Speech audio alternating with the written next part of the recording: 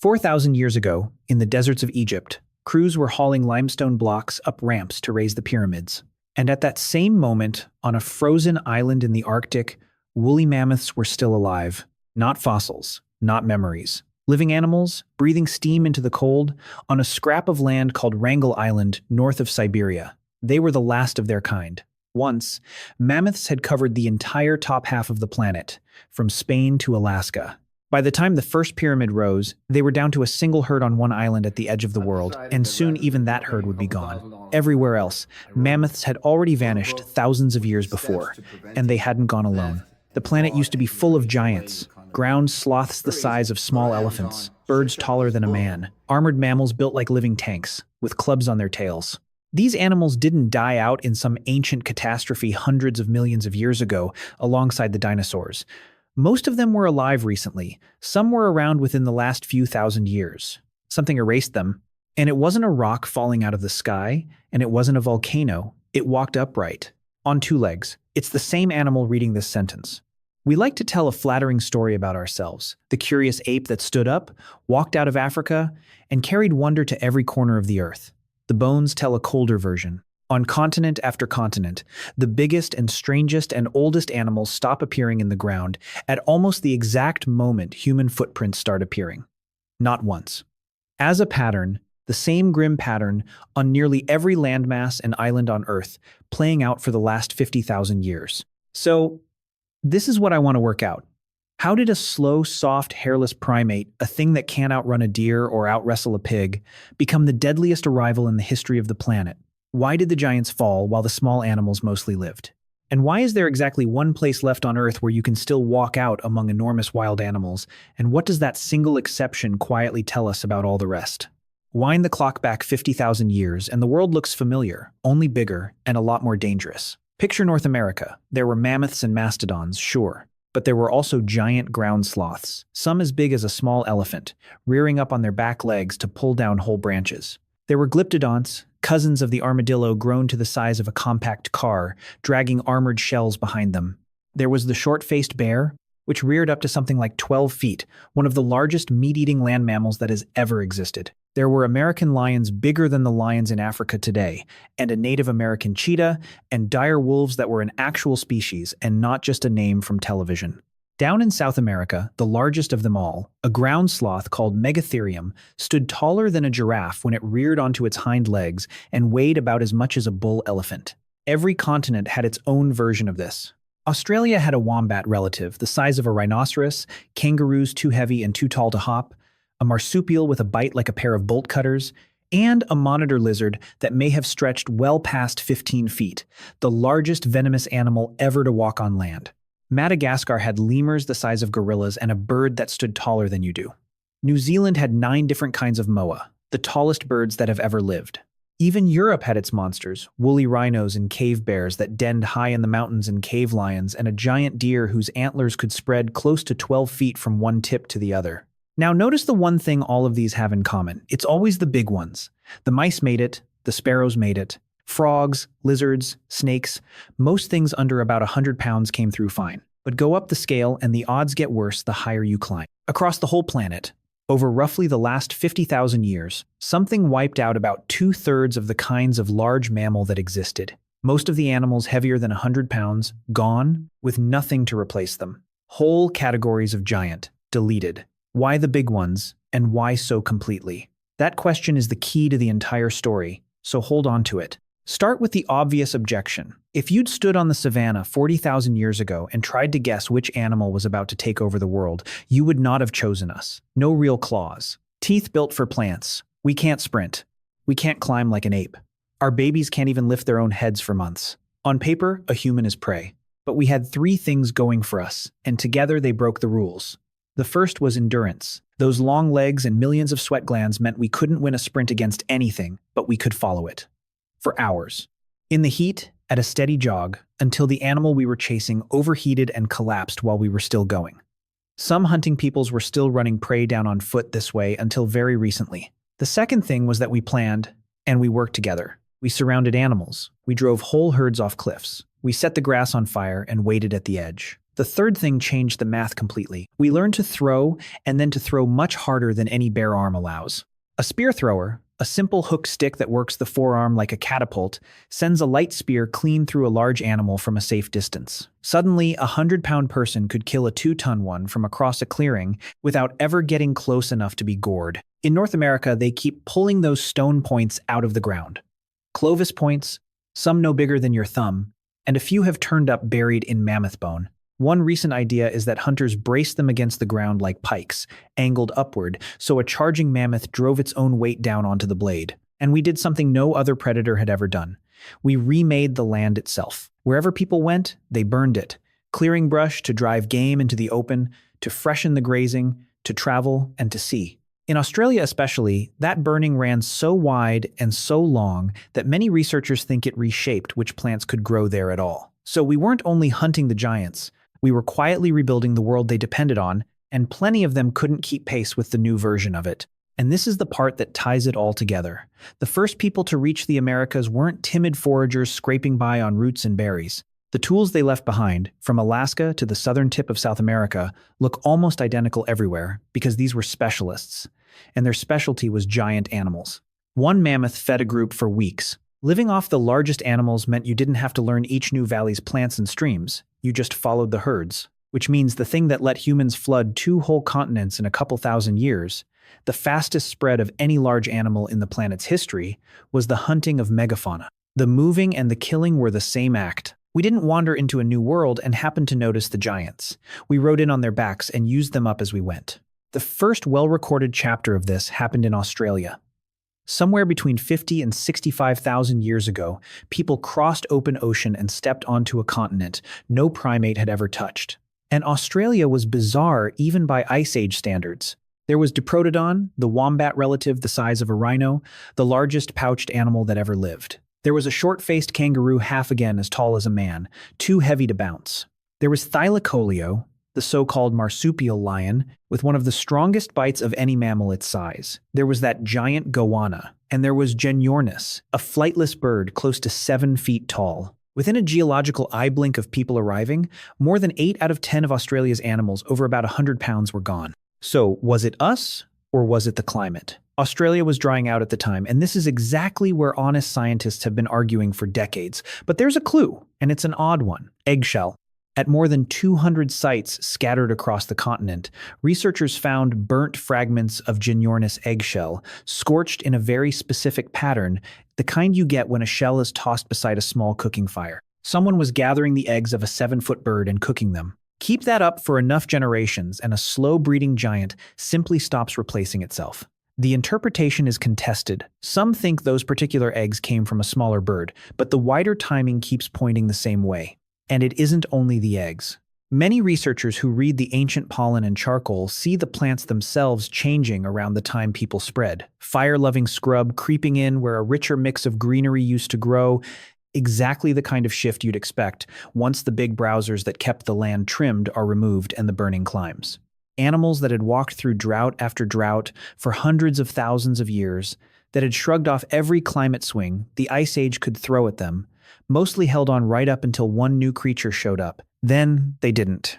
The weather had been shifting the whole time. The people were the new thing. So we've got a pattern, and we've got a suspect. What we don't have yet is a reason big enough to explain all of it. Why the giants and not the rest? Why so fast and so complete? To see the reason, you have to look at the one place on Earth where the pattern falls apart. Go to Africa. Right now, today, there is exactly one continent where you can stand in the open and watch herds of enormous wild animals move across the land. Elephants, rhinos, hippos, giraffes, buffalo, and the big cats that hunt them. Tropical Asia holds onto a piece of it too, with its elephants and tigers and rhinos. Everywhere else, the giants are museum skeletons. So why did Africa get to keep its monsters when the Americas and Australia lost nearly all of theirs? The leading answer is almost too tidy, and it turns the whole story inside out. Africa kept its giants because Africa is where we come from. For millions of years, long before there was anything you'd call a modern human, African animals shared their world with our ancestors, with the earlier, slower, far less dangerous drafts of us. And as we slowly grew smarter and deadlier, generation after generation, across a stretch of time almost too long to picture, the animals around us grew warier at exactly the same pace. It was an arms race run in slow motion. The elephant that spooked at the scent of a hominin lived to raise more calves. The one that stood there curious got eaten. Fear of humans was written into African wildlife over a million-year apprenticeship. The same head start reaches into a corner of tropical Asia. India still has its wild elephants and tigers and rhinos, and the leading explanation is the same one, that those animals shared the land with upright, tool-carrying ancestors like Homo erectus for well over a million years, long enough to learn what we were before we became what we are. This is the leading idea, not a closed case. Africa lost giant species of its own deep in the past, and some argue that climate did most of that work rather than our ancestors. But as an answer to why elephants and rhinos are still standing while the mammoths are bones, the long-shared history keeps winning the argument. Nowhere else got that apprenticeship. When people stepped off a raft onto Australia, or walked south into the Americas, the animals there met a finished apex predator all at once. For the very first time, a creature that killed from a distance, hunted in coordinated groups, carried fire, and set off none of the alarm bells that evolution spends ages teaching prey to respect. The giants of those lands felt no fear of us because they'd never once had a reason to learn it. They were tame, not friendly, just naive. You want to know what that naivety actually looked like? Jump forward to the 1700s and an animal called Steller's sea cow, a relative of the manatee the size of a whale, 3 or 4 times longer than the manatees you know, grazing on kelp in the freezing North Pacific. When Russian sailors first found them, the sea cows had no concept of what a human was. They stayed in the shallows, they couldn't dive to escape, and when one was harpooned, the others swam toward it to try to help. That instinct, rush to the wounded member of the group, is a lovely thing, and against a man with a rope, it was a death sentence for the entire herd. From the year they were first described by science to the year the last one was killed, 27. Now take that same fearlessness and put it in a mammoth, a giant sloth, a moa, spread across a whole continent. At the precise moment, the most efficient pack hunter the world has ever produced comes strolling over the ridge. That's the reason. It was never that we were uniquely cruel. It's that the animals didn't know to run. If Australia was the first chapter, the Americas were the clearest. Toward the end of the Yao, people crossed from Sayao to it, and you can watch the killing travel with them, like a shadow moving down a map. We even have their footprints.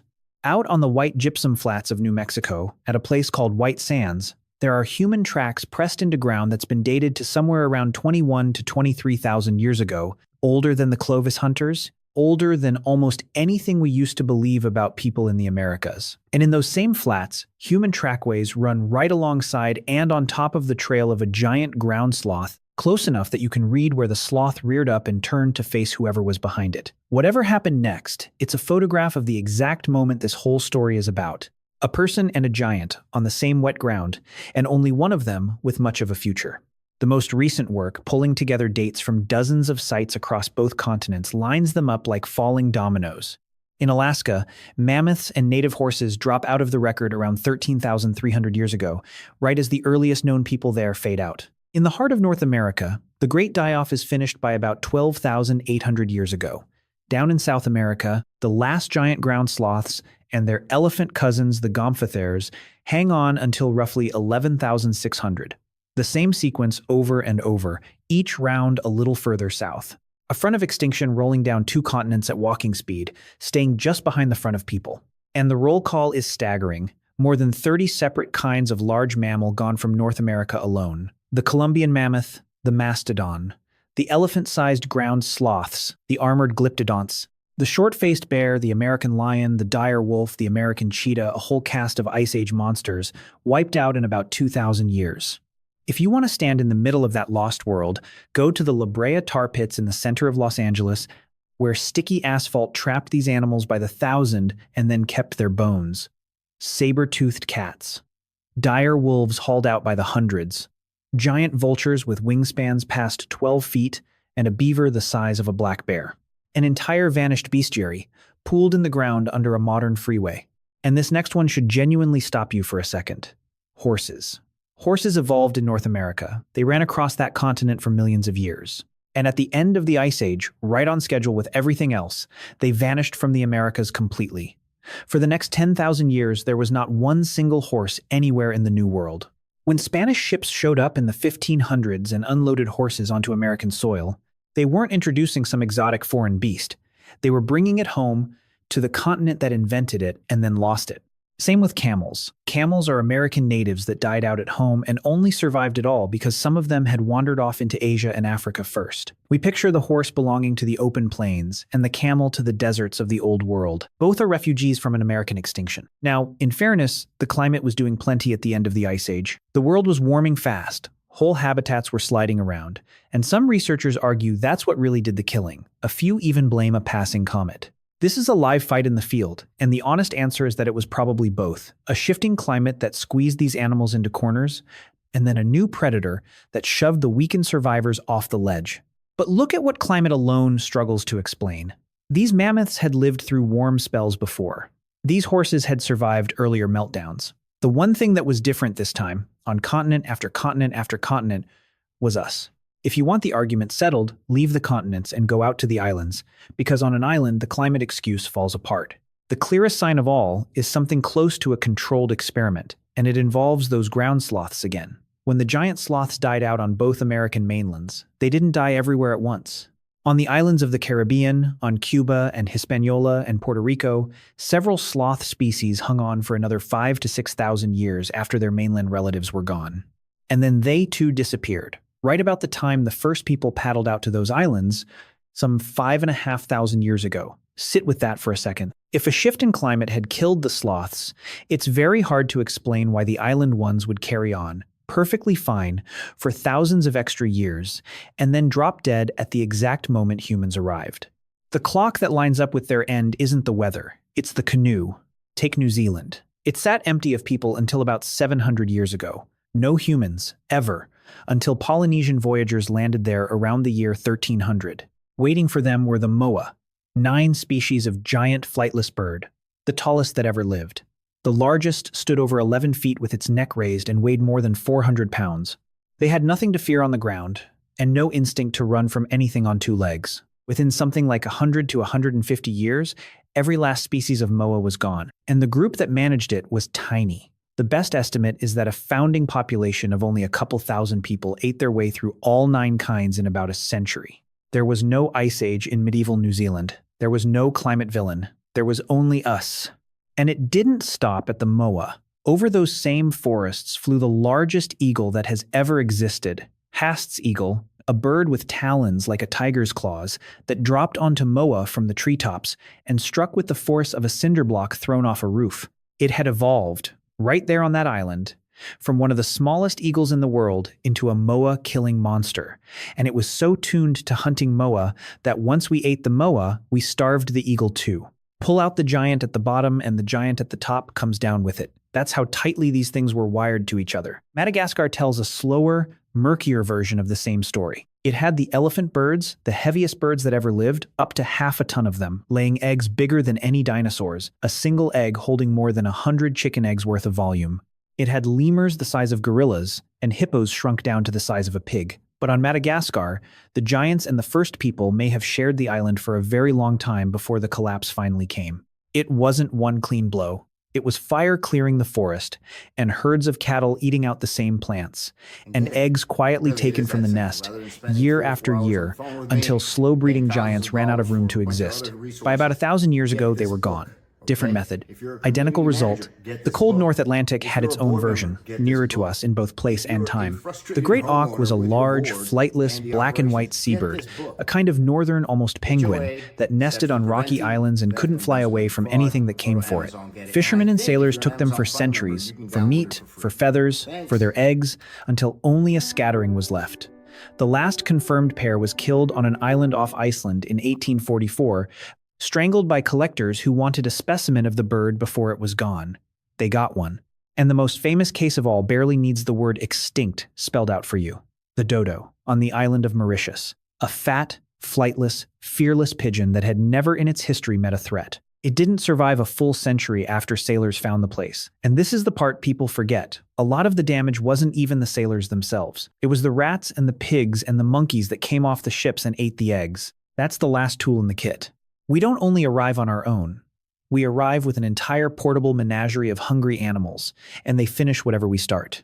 And that trick keeps working on into the present. When Europeans reached the Caribbean 500 years ago, they touched off a second extinction on those same islands.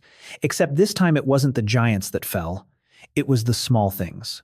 The native rodents and shrew-like mammals and bats that had come through every earlier wave couldn't come through the cats and rats and mongooses that spilled off the ships. More than a third of the Caribbean's mammals are simply gone now. We arrive, and then our stowaways arrive, and between the two of us there isn't much left standing. Which brings us all the way back to those last mammoths on the frozen island, still alive while the pyramids were going up. Now you can see why they lasted so long. Wrangel Island sat far out in the Arctic, cut off by rising seas when the Ice Age ended, and no people lived on it. On the mainland, the mammoths were already gone, squeezed by a warming world and hunted by a spreading one. But this one herd, out on its island, got the single thing that mammoths everywhere else never had: distance from us. And it bought them 6,000 extra years. And Wrangel wasn't the only island where a few mammoths outran the end of the world. Out in the Bering Sea, on a speck called Street, Paul, another stranded herd, held on until roughly 5,500 years ago. No people lived there either. And when those mammoths finally died, it wasn't a hunter that did it. Their island was shrinking as the seas kept rising, and their fresh water was disappearing with it. They ran out of something to drink. It's the same lesson told twice: leave a giant alone, and it can outlast the mainland by thousands of years. And when it does finally go, with us nowhere near, it goes for reasons that have nothing to do with us. And the ending on Wrangel has a twist that the science actually backs up. When their end came, around 4,000 years ago, it doesn't look like we did it. Researchers have gone over those bones and read the genomes out of them, and there's no sign of humans hunting them. No camps, no butchered tusks, nothing. The current thinking is that this tiny, isolated herd simply got unlucky, that a disease or one brutal winter or a bad year for the plants they depended on hit a population too small to absorb it. So the last mammoths on Earth didn't die because we found them. They died because, for 6,000 years, we didn't. Distance from people was the one and only thing that ever let a giant outlast the flood. And once you say that out loud, the whole planet's story snaps into focus. The giants didn't vanish where the climate was harshest. They vanished where we were. It would be easier if this were only ancient history, some regrettable thing our spear-throwing ancestors got up to before they knew any better. It isn't. That one continent that kept its giants, Africa, kept them only because its animals had 1,000,000 years to learn to be afraid of us. And even that head start is running out now. The elephants and rhinos that lived through every earlier wave are disappearing anyway, this time to rifles and poachers and the plow, or inside the span of one human lifetime. Steller's sea cow was still alive when George Washington was. The last of the moa were being hunted while cathedrals were going up across Europe. This is not a story that ended. It's one we are standing in the middle of. Pull back far enough and the shape of it is hard to miss. Life on this planet has been flattened 5 separate times by mass extinction, asteroids, megavolcanoes, the sky itself turning on everything below it. A lot of scientists think we're living through the 6th right now, and the strange, uncomfortable thing about this one is that it has no asteroid. It has a primate. The same animal that painted caves and named the constellations and wrote every word of this down is the same animal whose arrival on shore after shore after shore meant the biggest and the oldest and the slowest were always the first to fall. Here's the strangest part of all of it, and some of it is sitting in your kitchen. A few of the giants left ghosts behind. There's a well-known idea in ecology that certain plants are still built for animals that no longer exist. Take the avocado. That big, slick pit in the middle is far too large for any bird or squirrel to carry off and bury, but it's just the right size to be swallowed whole by a giant ground, sloth and dropped, ready to sprout a mile down the trail. The sloths are gone. Nobody told the avocado. It's the same with the Osage orange, a heavy green fruit the size of a softball that rots untouched on the grass because nothing alive much wants it. People used to call it a horse apple, and the horses it may have been waiting for died out 10,000 years before anyone in America tamed one. The wicked thorns on a honey locust look like armor against browsers that haven't walked North America since the mammoths. 13,000 years is nothing to a lineage of trees, so they go on making fruit for the dead, holding a table for partners that are never coming back. The world is quietly full of shapes like these, adaptations that only make sense once you picture the animals that used to be standing right here. And now, in maybe the strangest twist left, the same species that emptied the world of its giants is trying to print a few of them back. There are teams working right now to bring back the mammoth, the dodo, the thylacine, reading the old genomes and trying to grow the animals up out of them again. Maybe it works. Maybe it never does. but there's something revealing in the wanting. We are the only animal that has ever grieved the things it wiped out, and the only one that has ever tried to take it back. We keep telling the flattering story because it's the one we can live inside. The clever ape, the great walker, spreading curiosity from one continent to the next. And the walking was real. Nobody else has ever crossed the entire world on foot. But the bones underneath that journey remember the part we leave out. They remember that behind every set of footprints pressing into fresh ground, a certain silence came down. The silence of the giants going out, one land at a time. That world of monsters wasn't taken from us by a rock from space or a turn in the weather. It was already here when we got here. And maybe the most human thing we have ever done wasn't reaching the far side of the ocean. It was whatever went quiet the moment we arrived.